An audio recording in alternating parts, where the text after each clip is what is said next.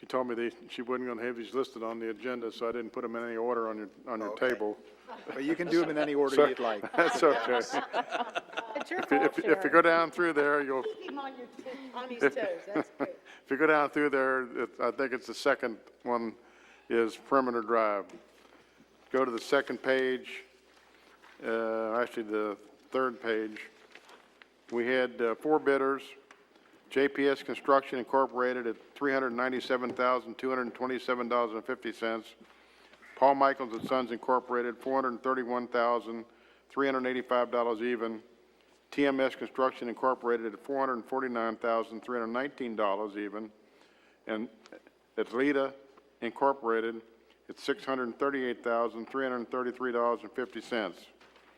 To go back to the front page, you'll see that I added on some, it came in under the budget.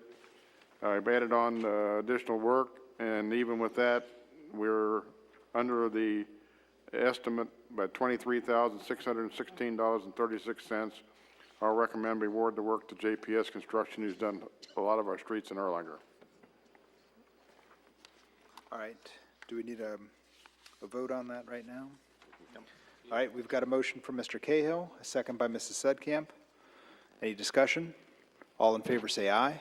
Aye. Motion carried.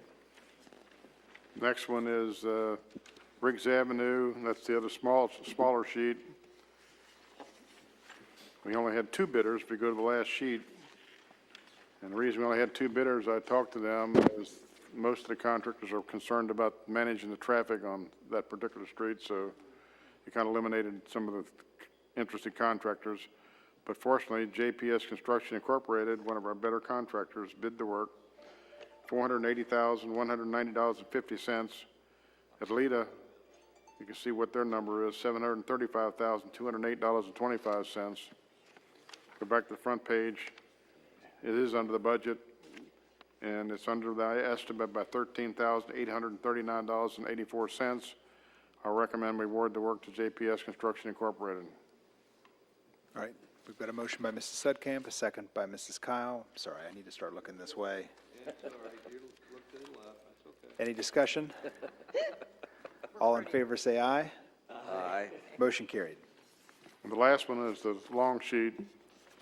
We periodically take bids for crack filling in Erlanger, and we don't do it every year.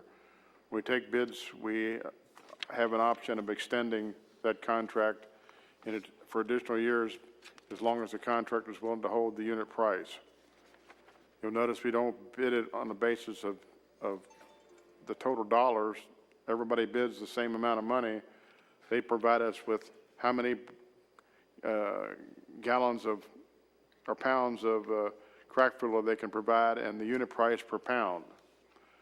In this case, we had 3 bidders. Paul Michaels and Sons bid 33,727 pounds at $1.69. American Pavement bid 31,843 pounds at $1.79. And Lynn Rigler Blacktop, 20,000 pounds at $2.85. This bid from Paul Michaels and Sons is pretty close to the same unit price we've been paying for several years. So we intend to probably extend that contract into additional years as long as he's willing to hold it. So I'll recommend we award the work to Paul Michaels and Sons. All right, do we have a motion? Motion by Mr. Blankenship, second by Mr. Burke. Any discussion? All in favor say aye. Aye. Motion carried. Just out of curiosity, so do we give them the number, the 50, it's just kind of interesting that they all have the same cost. The 50, we give them the 57,000 and they tell us how much they can do? That's correct. Okay. Great, thank you. Everybody bids on the same amount of dollars, and they provided how much quantity they can produce. Okay. If you think about it, when you see those crack fillers out there, I can't imagine $1.69 a pound by cleaning the cracks out with power brush, air, and so we're getting a pretty good deal. Yeah, I'd say so. Okay, thank you so much. Any other bids to discuss? That's all I have, sir. Okay. All right, is there any old business to discuss this evening? All right, seeing none, we'll move on. Is there any new business? Mrs. Fetty?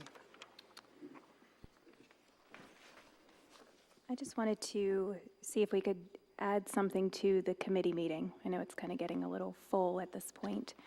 But I wanted to talk about an idea that I had about now that I've started looking into and trying to understand the foreclosure process and what kind of leads to that process. I've been trying to think of like proactive ways the city could try to thwart some of the costs that are associated. So, you know, additional citations and liens and foreclosures, they all cost the city money in personnel, labor, and the cost of the citations also. So I thought there might be a position that could potentially be created within our city. And I'd like to talk about it at the committee meeting. Just to briefly explain it, this person would be called a citizen resource advocate. So what I was noticing was there's a gap between the citizens that are in need and the vast amount of resources that are available to citizens, such as like St. Vincent de Paul, the Life Learning Center, different food pantries all around the Northern Kentucky area. There's tons of resources that are available to the citizens that we have that are in need of help. So what if we had a person within our city that was an expert on this matter? Maybe having like a social work background and understanding, you know, going into a home after a citation is given, understanding what's going on, looking at the situation holistically. So not necessarily just that particular citation, but why aren't they cutting the grass? What's going on in their world? And what resources are available that we could present to them and kind of push them in the right direction. So I'm not saying that the city would be helping them, but we would be the resource. We would be the helping hand that gets them to the next place. So this CRA, Citizen Resource Advocate, once a citation's given for the first time, I think a home visit, something very similar to what St. Vincent de Paul, and that's in need. They go and visit the home and understand what's going on, and then understand, you know, do they understand budgeting? Are they having trouble paying their bills? Do they not have any food in the home? Are there children that need assistance? So understanding the full picture on a holistic level. And just bridging the gap to our citizens that are in need, to the resources that are available to them. So that's just an idea that I wanted to throw out there to everybody. Excellent. See if we could talk about it at the committee meeting, and if you guys have any suggestions or ideas of what kind of person that would be. I don't think it would have to be a full-time position. I think it'd just be a part-time. Okay, thank you. Yes. I think these programs are already out there. The people need. Yeah. They're all already out there to be explained to them. Yeah, I think that's what she's saying, is that a lot of times people don't know what's available, and this would be someone that would help kind of connect people with the resources that are there, that we wouldn't be actually providing those resources. But we can find out and put them on our I wouldn't want to be the one knocking on the door. Yeah, right. I don't agree Yeah. with any type of people going to the homes. A friend of mine's wife did. Guy strangled and killed her. Oh, gosh. Well, let's talk about it more at the committee meeting.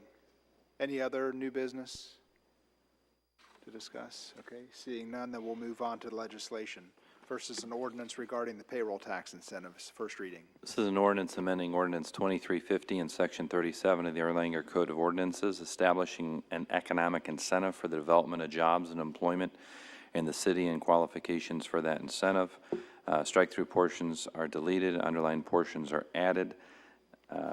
The significant components to this is the old ordinance had the mayor more actively involved in the process. This makes it very clear that it's the economic development director.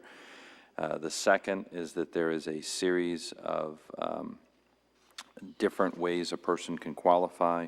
It has been reduced to $750,000, or if an existing employer currently has $750,000 in total gross wages and has incurred $500,000 in capital improvements within the 12 months, it puts them in the bucket for qualification. You can see at the end of page 3 that there are other subjective qualities that the Economic Development Director would look at. And this was all put together with suggestions from Dave Hahn, as well as both Mark Fields and Matt Kramer and the mayor. It's a first reading. All right, thank you. Next on the agenda, we've got the ordinance regarding the Houston Erlanger Road development area. This is also a first reading. This is an ordinance of the City of Erlanger, Kentucky, making certain findings concerning and establishing development area for economic development purposes within the city to be known as the Houston Erlanger Road Development Area, approving a local participation agreement among the city, the County of Kenton, Kentucky, the agency as in hereinafter defined, and Planning and Development Services of Kenton County, PDS, and Erlanger and USIV, USICIV LLC, the developer, establishing a special fund for payment of project costs, infrastructure and site development costs, financing costs, and redevelopment assistance, designating the finance department of the city as the agency responsible for oversight, administration, and implementation of the development area, authorizing the mayor and other officials to take such other appropriate actions as are necessary or required in connection with the establishment of the development area. So this is the ordinance that puts together the TIF. It puts together the development agreement that was discussed at the last public hearing as it relates to that, the development plan for the Houston Erlanger Road development area. And if you look at the maps at the end of this document is Exhibit A and Exhibit B, and those are the proposed TIF districts that this ordinance sets up. Again, this is a first reading, and Mr. Parsons will be available at the next meeting for any questions as it relates to the specifics of this. That's got to be the longest title I've ever seen. Mm-hmm. All right, next up is the municipal order regarding the surplus property of 315C Pleasure Isle. Yes, sir. It's the ordinance is required by statute, or it's not an ordinance, a municipal order, but basically it describes the property to be disposed of. It describes why it was acquired, why we don't need it anymore, and then it's going to be disposed of through a public auction. All right, do we have a motion to accept this municipal order? Motion by Mrs. Kyle, second by Mrs. Sedkamp. Any discussion? All in favor say aye. Aye. Opposed? Motion carried. Next is the resolution regarding the daycare on Stevenson Road, the zone change application.